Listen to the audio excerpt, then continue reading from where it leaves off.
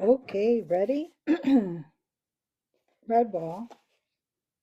We are in part 2, chapter 14. Remember, Matthias and Warbeak are on their way to go recover the sword.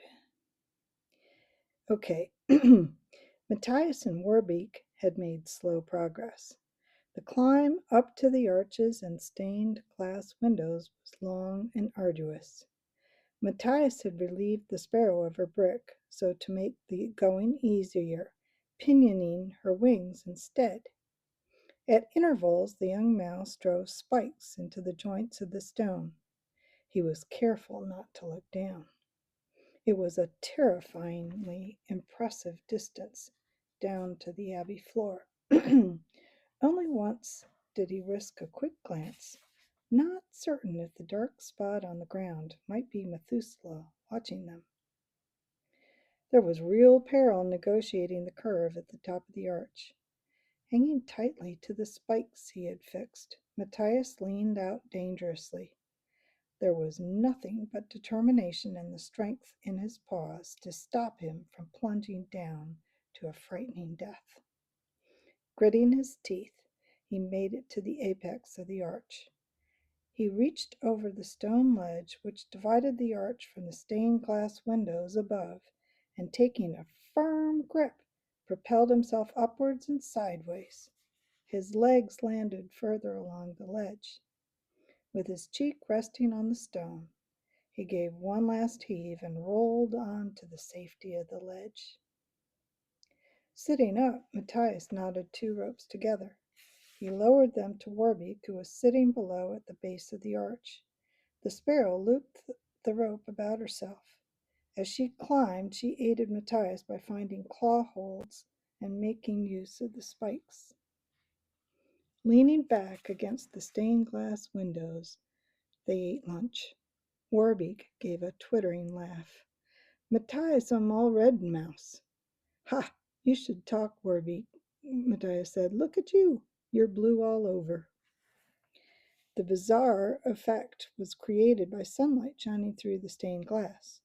As they ate, Warbeak would dodge her head from side to side, changing color as she did so. Looky! Now me green, blue again, now red like a Matthias mouse. If you don't sit still, you'll be white with fright because you'll fall, Matthias warned. When they were sufficiently recovered to start again, Matthias tried the sandstone center rib of the window. It was carved into a profusion of curlicues and niches, which made the climb considerably easier. Soon they reached the wooden ridge at the top of the roof curvature. It was perilously narrow. Together, they edged along it, their backs bent unsafely forward with the curve of the ceiling behind. Neither of them was aware of the inquisitive, beaked face of a sparrow, who watched them from the corner of a stained glass window. It noted the would-be intruders, then flew off. Matthias drew his dagger. He stuck it into the wooden ceiling to steady himself as they halted to look for the next loft door. I can see it, said Matthias. There, along to your left. You'll have to lead, Warbeak. Gingerly, the sparrow slid her claws along the smooth wooden ridge. Suddenly, Matthias felt the dagger come free from the wood. He lost his grip and leaned outwards, teetering and waving his paws. Warbeak stopped him from falling by pulling him back. The dagger went spinning down. It was a considerable time before they heard the faint clatter as it hit the abbey floor. Gosh, said Matthias in an awed voice. I thought I'd had it then. I was certain I'd fall. Thank you for saving me, Warbeak. Gradually, they inched their way along until they arrived beneath the loft door. It was too high and difficult for either of them to reach. Matthias made several attempts before he had to admit defeat. He sat along the ridge, kicking his legs and feeling quite angry with himself, failure staring him in the face. A fool, that's what I am, a little fool, climbing all this way to be beaten by an old loft door. The sparrow tapped him with her claw. Why not, Matthias, cut Warbeak free, then fly with sparrow wings and open little worm door? Matthias looked blank. Beg pardon? Warbeak explained again. You no listen. Warbeak say, cut wings free, fly up an open door. Give me your sparrow's word that you won't fly off. Is good. Give sparrow word. Promise no escape. Swear by your mother's egg. By mother's egg, Warbeak swear. Matthias undid the twine that pinioned the sparrow's wings, and Warbeak flapped her wings experimentally. Long time no fly. Me good, you see. The young sparrow launched herself off the ridge. She went into a series of zooming circles and performed a few acrobatic turns for her friend's benefit. Matthias grinned. Righto, I'm impressed. Now go get back here, you little show-off, and open this door. Warbeak sped back, hovering level with the loft door as she set her claws into the latch. Watch out! Door open! Fall on 'em mouse! The young mouse backed away as the sparrow released the door. It banged down hard, flapping on its hinges. This time Matthias was aware that there would be a shower of falling dust when the door opened downwards. Wisely, he had edged far enough along the ridge to avoid both the heavy door and the dust shower. With Warbeak flying behind him as a backup in case he fell, Matthias used the open door as a ladder. He was soon up through the opening. Through the inside was dull and gloomy. He could see that they were in a long trench-like defile, one side of which was a fairly straight wall, while the other side was a high curving slope, the reverse side of the arched wood ceiling. Matthias called Warbeak to him. He undid the collar and lead from the sparrow's neck and packed them away with his haversack. He patted his flying friend. Warbeak, I can no longer keep you collared. You are a free sparrow and a very good friend. The young sparrow blinked her fierce little eyes. Matthias, my mouse friend, I no leave 'em. Stay with you. Together they spent several minutes searching the high ceiling above. Warbeak, having the advantage of flight, was first to find the final trap door which they had guessed must exist. It was not a hard climb for Matthias, merely an excited and rather undignified scramble up the curving wooden roof back. This time they found that the door opened inwards. It was really heavy. The two companions strained together until it creaked loudly and opened. Matthias scrambled through, followed by Warbeak. They found themselves completely surrounded by sparrows as the door slammed shut behind them. The birds argued and chattered aloud as they sprang upon Matthias, pinning him to the lid of the door with many claws. He was unable to move a single whisker. As quickly as it started, the noise ceased. The flock of birds parted. Matthias found himself staring into the bold, aggressive face of a big, strong-looking male sparrow. The bird glared at him with crazy light in its bright, mad eyes. Mouseworm, you are my prisoner, this quart of sparrow, me, King Bull Sparrow. So Matthias is captured. Okay, chapter 15. Yeah, I think we've got enough time for that. Oh, yeah. Okay, chapter 15. We're back to Clooney again. Sorry, my nose is itching. Okay. The bodies of Selah must be somebody talking about me. Isn't that what that means? Anyway, chapter 15. The bodies of Selah and Chickenhound, the two traitor foxes, lay limp in the ditch that ran alongside the road. The rats of Clooney's horde had executed them with spears and tossed them there. Selah lay still, her once bright, cunning eyes glazed over in death. But gradually Chickenhound began to twitch and groan. He was still alive. The fox's entire body was afire with pain. Twice they had stabbed him, once in the back leg and again right through the loose skin and fur at the scruff of his neck. Chickenhound had screamed and fallen into the ditch, helped by the feet of the rat executioners. He had immediately blacked out. Selah's carcass landed on top of her son's body in the shallow, muddy water. The rats were satisfied that both foxes were dead, and if they were not, well, who was going to climb down through all those stinging nettles into the slippery ooze to find out?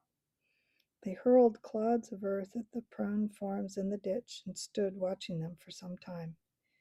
When flies began to gather on the foxes, the rodents lost interest and wandered off. Chickenhound regained his senses. He lay quite still with Sela's body draped across him. When he was satisfied that the coast was clear, he struggled painfully clear of the grisly carcass that had once been his mother. Old fool! She would never have been in this mess if she'd let a much younger and smarter fox handle things. With a total lack of sorrow for his deceased parent, Chickenhound began figuring out his next move.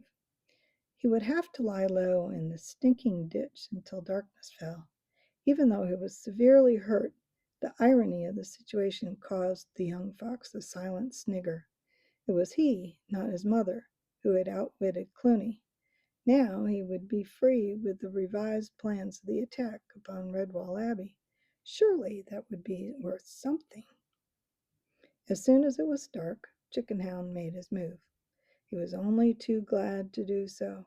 Flies, wasps, worms, and all manner of crawlies had been thoroughly investigating him all afternoon. Slowly and carefully, he rolled about in the thick mud till it formed a poultice, cooling the wounds in his leg and neck, preventing further blood loss. Under the cover of night, he wobbled unsteadily to his feet, limping away up the bed of the ditch toward Redwall. The going was painfully slow, but Chickenhound consoled himself on the long journey by boosting his own ego. Maybe a silly bunch of rats could put one over on Sela. Ha! She was old and had lost a lot of her guile. Not like me. They hadn't reckoned with a smart, intelligent young fox like I am. I'll show them. Revenge will be mine. They'll see what it is like to be up against an expert in espionage. Hours later, within sight of the abbey walls, Chickenhound discovered a slope that was not too steep and started to pull himself up out of the ditch. He gasped and cried out in agony as he climbed. Using some creepers and an overhanging bush, the young fox finally made it up to the road. Completely exhausted, he lay in the dust. How long had he been dragging his wounded body along the ditch bed? He could not tell. In his present weakened condition, he could not go a step further, but fell into a state halfway between unconsciousness and sleep. Silent Sam was Cornflower's bodyguard on her nightly round of the rampart. He marched solemnly by her side as she gave out mugs of hot soup to the grateful sentries that watched through the night hours. Ambrose Spike watched hungrily as she poured him a steaming mug of the delicious soup. The hedgehog thanked her profusely, hoping that there might be seconds after the others had been served. What a thoughtful little body you are, Miss Cornflower. I always say there's nothing like some good homemade vegetable soup to keep the life in my old spines. It's a fair night, mark you. It'll get a bit chill betwixt dark and dawn, my dear.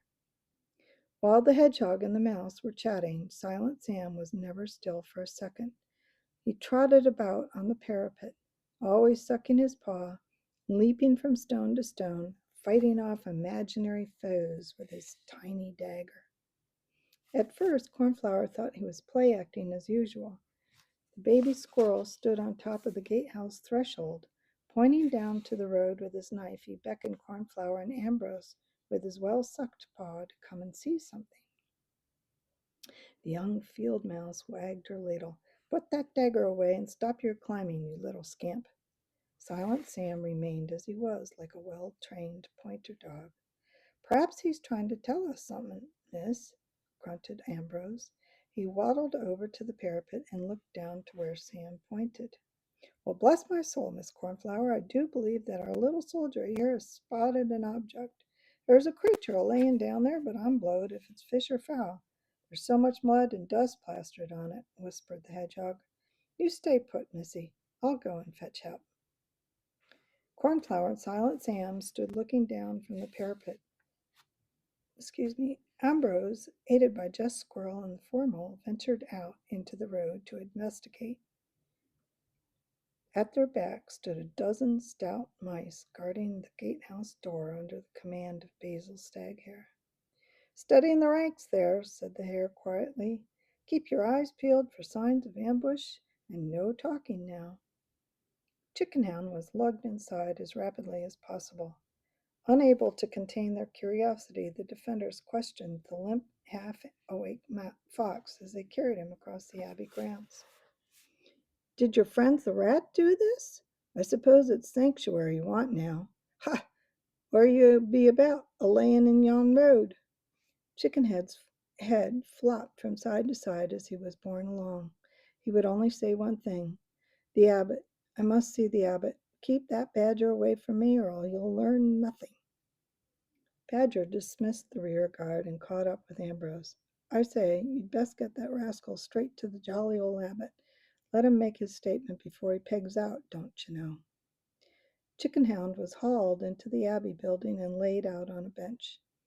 Abbot Mortimer shuffled up in his nightshirt, rubbing sleep from his eyes.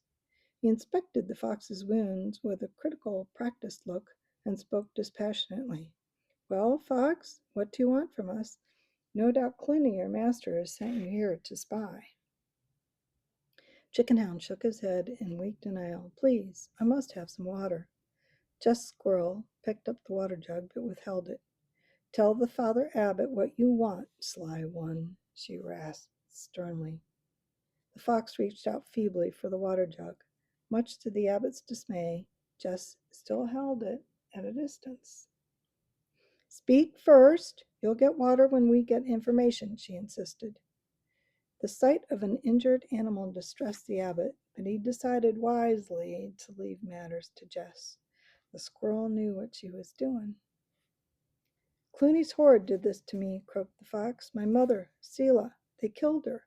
I know all of Clooney's new plans. Care for me and I will tell you all." Chickenhound fainted clean away. "Ha! I certainly wouldn't waste good time and medicine on this one," said Jess coldly. Ambrose Spike scratched his stomach speculatively. "True, Jess, neither would I. But mayhap he has vital information. Otherwise, why would he drag himself here in this state?" The abbot inspected the fox's neck wound beneath the muddied fur. "What Ambrose says makes sense. Would you lift the wretched creature up and carry him to the old sick bay, please?" Cornflower and Silent Sam watched the fox being carried away. Sam stood in front of her, his dagger drawn to protect them both.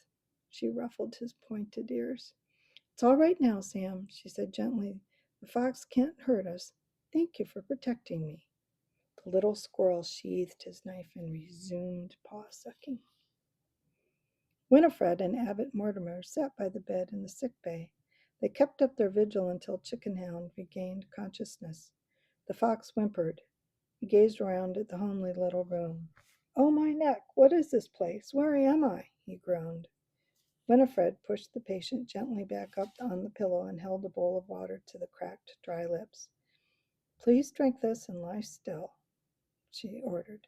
Chickenhound slurped and gulped greedily at the water as the abbot enlightened him. "You are in the infirmary at Redwall Abbey. As yet, I do not know the full extent of your injuries. When you have rested, my friends will cleanse you and dress your wounds." Chickenhound could hardly believe his ears. "You mean I can stay? But I haven't told you of the new plans yet." The abbot wiped driblets of water from his patient's chin. "Listen to me, my son. We would not turn you away from our gates unless you were an enemy that meant us harm. All creatures are cared for at Redwall Abbey, and it is my task to care for the sick and injured. You are my responsibility. Whether or not you choose to give information is a matter that your own heart, that you must deal with. Meanwhile, you will receive our hospitality and sanctuary until you are fully recovered." Chickenhound lay thinking about what the kindly old mouse had said. Suddenly he blurted out, "The battering ram is only a decoy.